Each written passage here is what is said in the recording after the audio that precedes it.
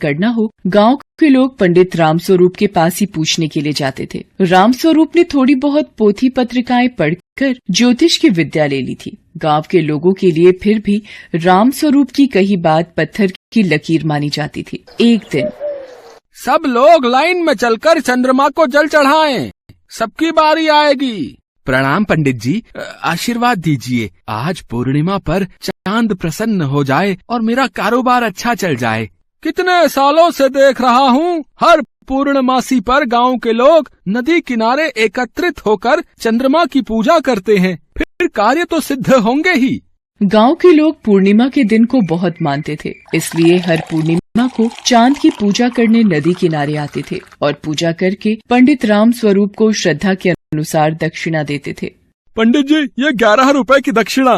पंडित जी, ये 2 किलो आम लाया था आपके लिए। इसी तरह रामस्वरूप को दक्षिणा मिल जाती थी और वो खुशी खुशी दक्षिणा बटोर कर घर चला जाता था। एक शाम रामस्वरूप जब घर पहुंचा तो भोजन करते वक्त बेटा बोला, पिताजी, ये गांव के सीधे साधे लोग आपकी हर बात पर विश्वास कर लेते हैं। जो आप कह दो वो सच मान लेते हैं। हाँ जयदेव बेटा, वो तो है। मेरी कही बात पत्थर की लकीर है इस गांव में। एक बात बोलो पिताजी, कब तक आप इस छोटे से गांव में रहकर जीवन गुजारते रहोगे? गांव के लोग ये थोड़ी बहुत दक्षिणा दे जाते हैं, इससे तो बस 2 वक्त की रोटी की ही गुजर बसर होती है। क्यों ना कोई बड़ा हाथ मारा जाए और फिर इस गांव से चंपत हो जाएंगे और किसी बड़े शहर में जाकर आराम की जिंदगी गुजारेंगे। मैं कुछ समझा नहीं बेटा जयदेव। जयदेव अपने पिता पंडित रामस्वरूप को एक तरकीब बताता है, जिसे सुनकर रामस्वरूप की आंखों में लालच की एक चमक उभर आती है। कुछ सप्ताह बीतने के बाद एक दिन, पंडित जी, इस बार पूर्णिमा कब की है? महाशय, इसी मंगलवार को पूर्णिमा का शुभ दिन है। पंडित रामस्वरूप के कहने पर गांव के सब लोग नदी किनारे पूर्णिमा के चांद की पूजा करने आने लगते हैं। सुमित्रा बहन, चांद नजर नहीं आ रहा, ये तो आसमान में अंधेरा छाया हुआ है। हाँ राधा बहन, चांद तो दिखाई ही नहीं दे रहा, तारे ही नजर आ रहे हैं बस। चलो सब पंडित रामस्वरूप से पूछते हैं। पंडित जी, आज पूर्णिमा है पर चंद्रमा तो आसमान में दिखाई ही नहीं दे रहा। पंडित जी, आप चुप क्यों हो? आप कुछ बोलिए। ये पूर्णमासी की पूजा कैसे होगी अब चांद कहाँ गया पंडित जी? गाँव वालों, जिस बात का मुझे डर था वही हुआ। चांद की चोरी हो गई। क्या? चांद की चोरी? हाँ, चांद की चोरी। कल रात भगवान मेरे सपने में आए और बोले कि एक अदृश्य डाकू हमारे गांव से चांद को हमेशा के लिए चुरा कर ले जाएगा, ताकि इस गांव के लोग चांद की पूजा न कर सके। पर वो अदृश्य डाकू ऐसा क्यों करना चाहता है? भगवान ने इससे बचने का कोई उपाय तो बताया होगा। वो डाकू हीरे जवाहरात, पैसे और आभूषणों का लालची है। उसे ये सब मिल जाएगा तो वो चांद को छोड़ देगा। ये खबर गांव के मुखिया के पास भी पहुंचती है। मुखिया भी पंडित रामस्वरूप की बातों पर विश्वास कर लेता है। अब जब हमारे गांव पर मुसीबत आई है तो इससे सब मिलकर मुक्त होंगे। ठीक है, यदि उस चोर को रुपए और आभूषण चाहिए तो हम दे देंगे, पर कम से कम हमारे गांव को चांद वापस तो मिलेगा, है कि नहीं?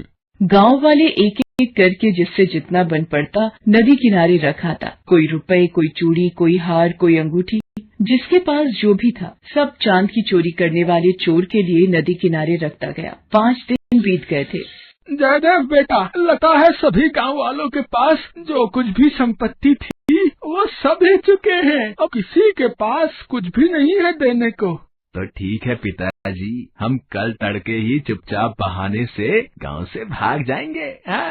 रामस्वरूप और जयदेव गांव वालों को लूटकर भागने की योजना बना चुके थे। उधर मुखिया परेशान था। मुखियाइन, पता नहीं हमारे गांव से ही चांद की चोरी क्यों हुई। हमारे गांव के लोग तो हर पूर्णिमा को चांद की पूजा करते हैं। बेटा गोविंद, जब 2 लोग बात कर रहे हो तो बीच में शोर नहीं करते। अरे ये गोविंद को तेरे भाई ने मोबाइल फोन लेके क्या दे दिया है? सारा दिन इस पर संगीत सुनता रहता है। गोविंद, तुम्हें पता भी है तुम्हारे पिताजी और मैं कितनी जरूरी समस्या पर बात कर रहे हैं। गांव में चांद की चोरी हो गई है। पिछले हफ्ते पूर्णिमा को चांद चोरी हुआ था, नजर ही नहीं आया आसमान में। चांद चोरी हो गया? अरे माँ रुको रुको रुको, मोबाइल फोन में सारी ताजा खबरें आती हैं कि कब कहाँ क्या हुआ है। पूर्णिमा के दिन हुआ है ना चोरी। रुको मैं अभी बताता हूँ। गोविंद मोबाइल फोन में देखने लगा। कुछ देर देखने के बाद, माँ ऐसी तो कोई खबर ही नहीं छपी, और पूर्णिमा तो इस शनिवार को है। पिछले दिनों तो अमावस्या आ गई थी, पूर्णिमा तो अब आएगी। क्या पूर्णिमा शनिवार को है? अब तो उस दिन अमावस्या थी। मुखियाइन, मुझे सारी बात समझ में आ गई। रामू, लाखन, जरा पंडित राम स्वरूप के घर चलना है, जल्दी चलो। मुखिया आदमी और गांव वालों के साथ पंडित राम स्वरूप के घर पहुंचता है। राम स्वरूप अपने बेटे के साथ भागने की तैयारी में था।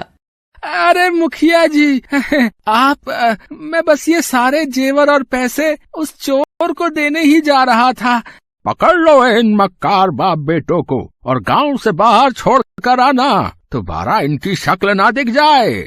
गांव वालों को पंडित राम स्वरूप की मक्कारी पता चल जाती है। अमावस्या की रात को पूर्णिमा बताकर पंडित राम स्वरूप गांव वालों को लूटकर भागना चाहता था, पर समय रहते गोविंद ने सच्चाई सामने रख दी। सभी को समझ आ गया था कि आंखों पर पट्टी बांधकर किसी पर भी अंधा विश्वास न करने में ही समझदारी है। अगली पूर्णिमा पर चांद को देखकर गांव वाले खुश हो जाते हैं और पूरे विधि विधान से चांद की पूजा करते हैं। पंडित राम स्वरूप को अपने किए की सजा मिल जाती है। सब गांव वाले मुखिया के बेटे गोविंद की वाहवाही करते हैं।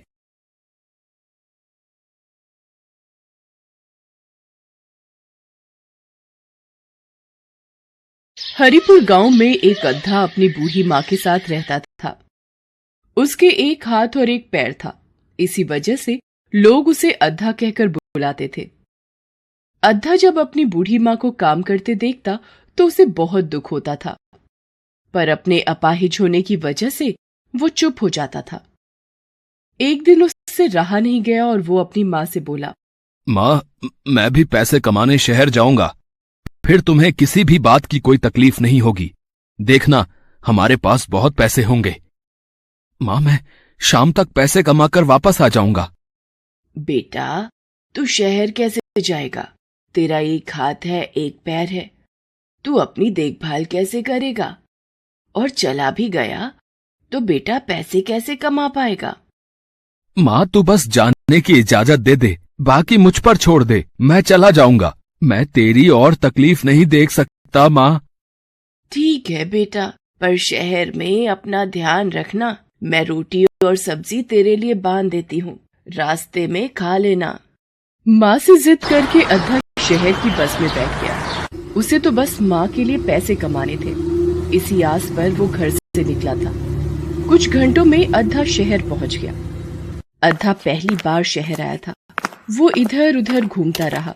वो कभी किसी दुकान पर काम मांगता, कभी किसी दुकान पर। इसी तरह वो एक पंसारी की दुकान पर काम मांगने पहुंचा।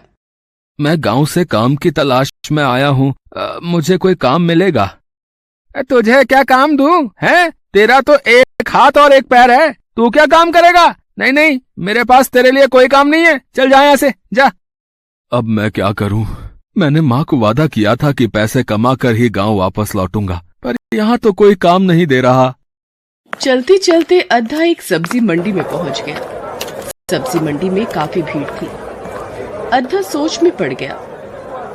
यहाँ तो काफी भीड़ है, मैं ऐसा क्या करूँ कि शाम तक मेरे पास पैसे इकट्ठे हो जाएं? पहले थोड़ी देर बैठ जाता हूँ, फिर सोचता हूँ। हाँ। अद्धा वही सब्जी मंडी में जमीन पर एक किनारे कपड़ा बिछाकर बैठ गया। तभी वहाँ से गुजरते हुए एक आदमी ने अद्धे को देखकर सोचा शायद कोई जरूरतमंद है। उसने 1 रुपए का सिक्का अद्धे के आगे रखा और चला गया। अद्धे ने सोचा, मुझे पता है मेरी हालत देखकर कोई भी काम नहीं देगा, पर यदि शाम तक मैं यहीं पर बैठा रहूं तो इस तरीके से मेरे पास बहुत से पैसे इकट्ठे हो जाएंगे। अद्धा वहीं बैठकर पैसे कमाने का सोचता है और जोर जोर से चिल्लाकर आवाज लगाने लगता है, अल्लाह देना ते देंदा जा, नहीं देंदा ते खसमा नोखा।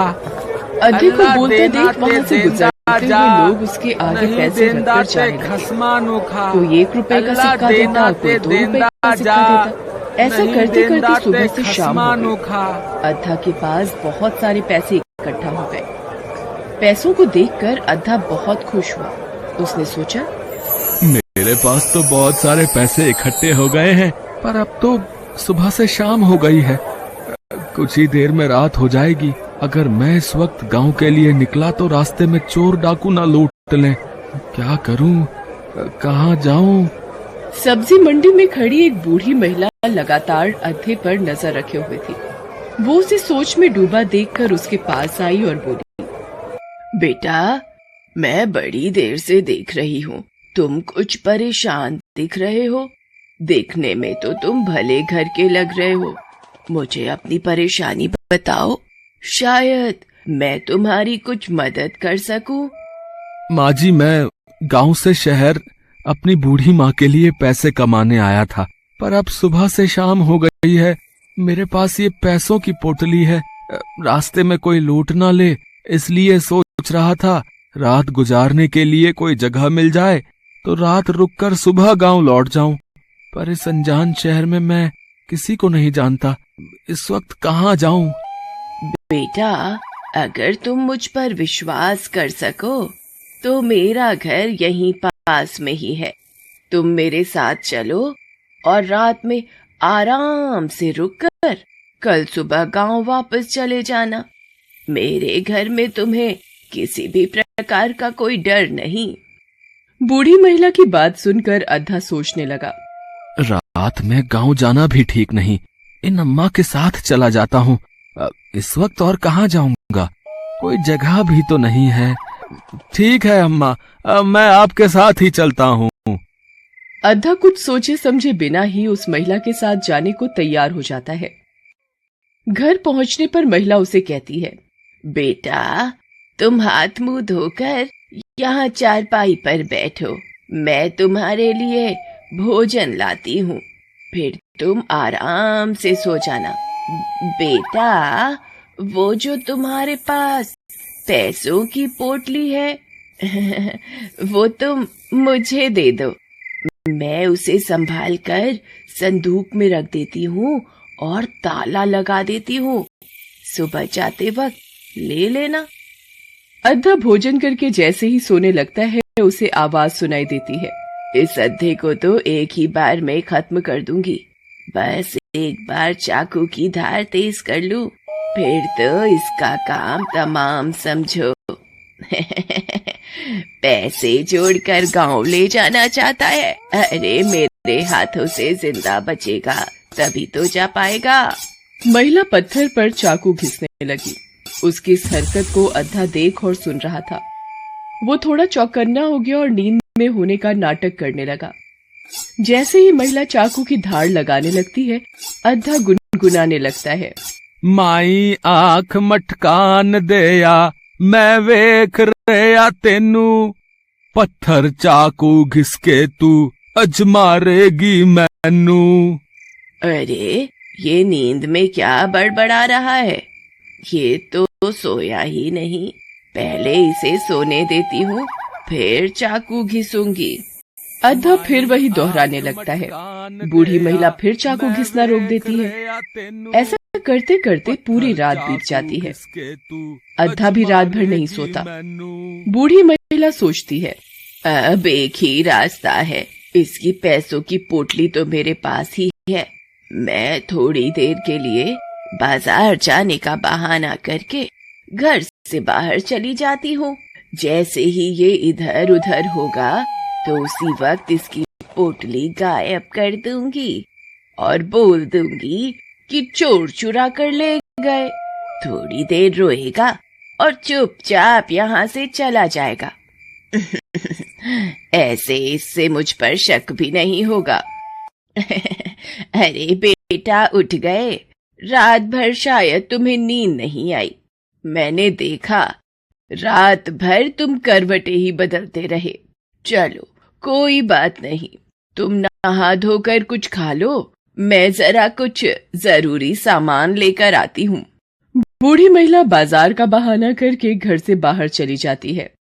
तभी अद्धा सोचता है, यही मौका है इस चालाक बुढ़िया से बचने का। वो तो भगवान का शुक्र है रात में मेरी आंख नहीं लगी। अगर जरा सी भी चूक होती तो ये मेरा काम तमाम कर चुकी होती। अब इससे पहले ये बुढ़िया आए जल्दी से अपने पैसों की पोटली लेता हूँ और यहाँ से भाग जाता हूँ। अरे, इस संदूक पर तो ताला लगा है, मुझे ये ताला तोड़ना ही होगा, पर कैसे तोड़ूं? तभी अद्धे को वहां एक पत्थर पड़ा दिखाई देता है। बड़ी मुश्किल से एक ही हाथ से जैसे तैसे वो पत्थर को उठाता है और ताला तोड़ने की कोशिश करता है। उसकी कोशिश कामयाब होती है और संदूक का ताला टूट जाता है। वो खुश हो जाता है और जैसे ही वो पोटली उठाने लगता है वो देखता है, अरे, अच्छा, ये अपना 100 का नोट भी इसमें संभाल कर रखा हुआ है इस ठगी बुढ़िया ने।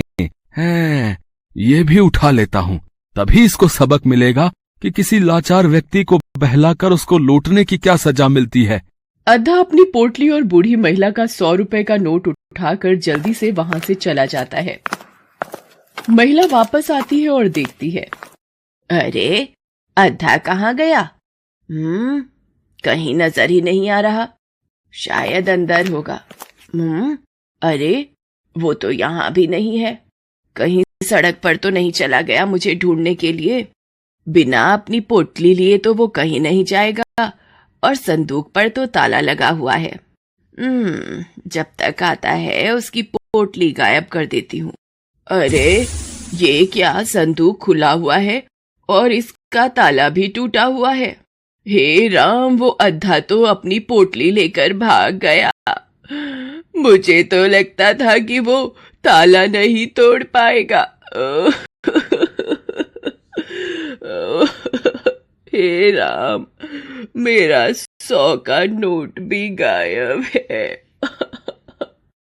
वो अद्धा तो मुझे ही लूट कर भाग गया।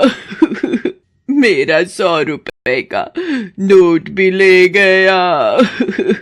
बूढ़ी महिला की करनी का सबक उसे मिल चुका था। वो अद्धे के साथ गलत करना चाहती थी, पर उसे खुद ही सजा मिल गई। बुरे काम का बुरा ही नतीजा होता है, ये बात उसकी समझ में आ गई थी। अद्धा अपनी बूढ़ी माँ के लिए पैसे कमाने निकला था, इसलिए भगवान ने भी उसका साथ दिया और उसकी रक्षा की। उधर अद्धा जब रात भर घर वापस नहीं आया तो उसकी माँ को चिंता होने लगी और वो दरवाजे की ओर बार बार देखने लगी। अद्धे को वापस आता देखकर वो खुशी से फूली न समाई। घर आकर अद्धे ने सारी घटना अपनी माँ को बताई। माँ भी अपने बेटे की हिम्मत और सूझबूझ को देखकर बहुत गर्व महसूस करती है। अद्धा अपनी माँ के हाथों में पैसे की वो पोटली देता है, जिसे देखकर माँ की आंखों में खुशी के आंसू आ जाते हैं। वो अद्धे को गले से लगा लेती है। Thanks for watching.